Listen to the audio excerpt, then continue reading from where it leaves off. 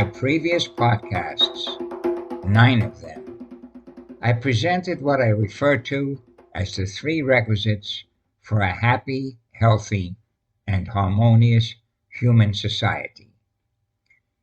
These requisites are spiritual awareness, gender understanding, and family focus. I then gave illustrations indicating that every facet of Western life is being negatively affected by ignoring these requisites, and that the total picture indicates Western society is collapsing. We need to decide what we are going to do as individuals and collectively to survive this collapse.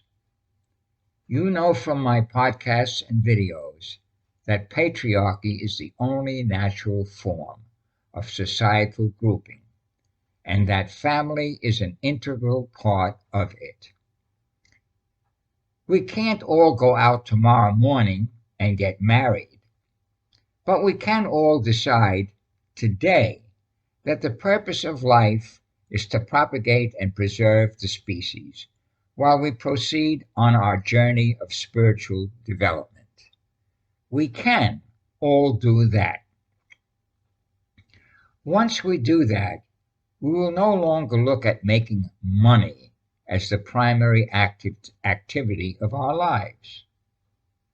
What college to go to will not be the most important decision we will ever make. Instead, whom we will marry will become the most important decision of our lives. Then we will have started in the right direction. Those who are not married or engaged can decide to look for a mate. I will discuss what attributes to look for in a mate later in the podcast. For now, I ask you to imagine how your lives will be different if you are not focusing on money, but instead focusing on the family and extended family. Where will you live? What will your objectives be? Whom will you visit? As a woman, will you have children, stay at home, and care for them? Will you care for your parents, the extended family, the neighbors? Will you nurture the race? As a man, will you provide the environment and means that enables your wife to nurture the race? Will you pass up business promotions that require relocations so as not to disrupt the extended family environment? Will you be active in supporting your religious establishment and community activities? Will you live a business-oriented life or a family-oriented life? These are important considerations. They represent your value structure and what you will do to maintain it. Are you going to be active in the selection and preparation of foods necessary to sustain a healthy body for you and your family? Will you have ethical standards for the family that will help them to recognize right from wrong? Will you control your environment, or will you let your environment control you? That's a very important question to answer. We are becoming a nation of jackasses and she-asses of production, while government and large financial interests determine the course of our lives. We have let that happen because our attention has been away from the family and tribe and race. We have focused on personal aggrandizement at the expense of the well-being of others. Taking care of others requires the cooperation and involvement of others. It requires a respect for elders and the wisdom they bring to the community. It requires the need for grandmothers and the knowledge and experience they contribute to family health and well-being. We want people with ability and dedication who have a sense of responsibility, contribution, and dedication to the family and tribe.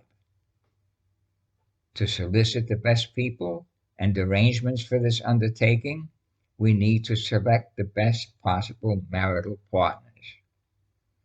This requires the input from parents and elders regarding the selection of a mate.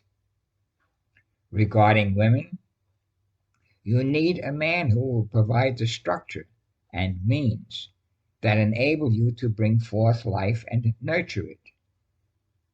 You also need to determine to the best of your ability if he would die for you if necessary.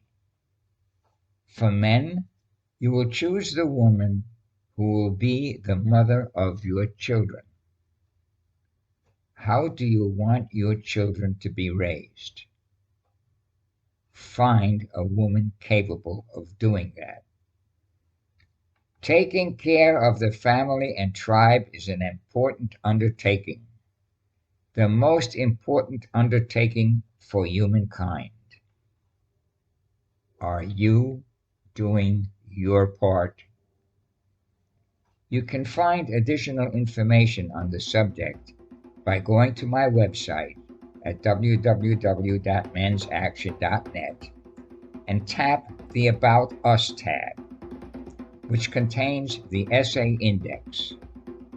Please check under the letter F for the essay titled Family, the Core of Human Civilization, which offers considerable explanation on the subject of today's podcast. Dear viewer and/or listener, an important part of our message consists of an explanation of the principle of gender, which is elaborated on in my two books. My first book, Dear Brothers and Sisters, Gender and Its Responsibility, explains gender differences and the realization that they are manifestations of a universal principle.